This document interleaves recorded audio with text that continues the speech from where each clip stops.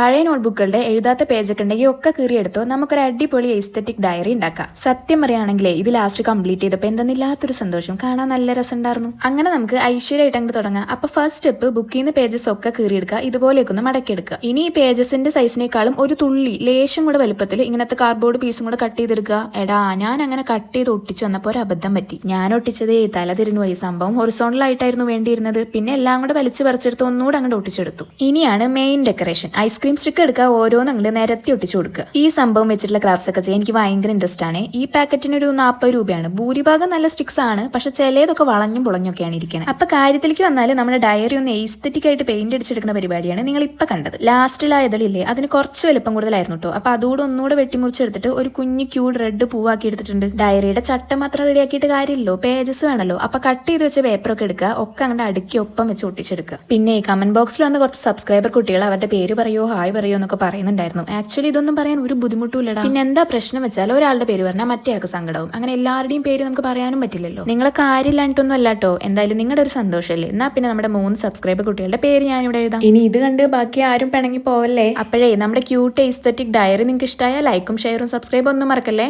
By.